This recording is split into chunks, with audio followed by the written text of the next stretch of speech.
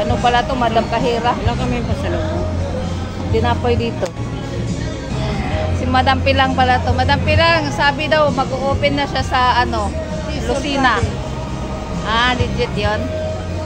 Bumili siya doon ng lupa. Ha? Parang may binili siya doong lupa. Yan ang hindi ko masasabi. Basta sabi niya may branch na siya.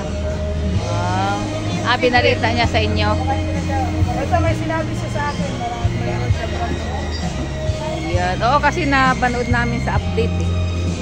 Update sa ano. Baka yun na yun.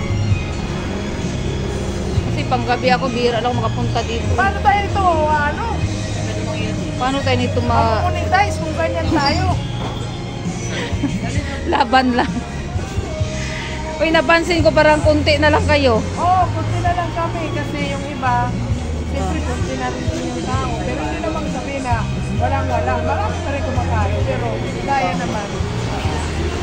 Ano lang, para ano lang, patas. Nagbawas lang kasi yung iba wala na naman rin ginagawa eh. Nakaupo na. Sayang din yung pampasal.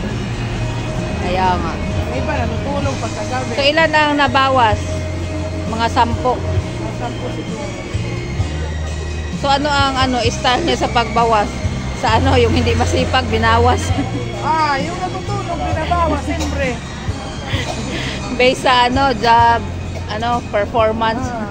Ay, hindi naman pwede yung bawasin yung masisipag. Oh. Katulad nito, lumilipad palagi. So, Spider-Man.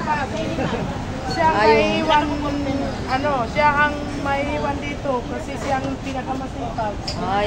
Yung hindi, kung kay diwata pa yung petiks-petiks. Katulad sa akin, Banjing-banjing.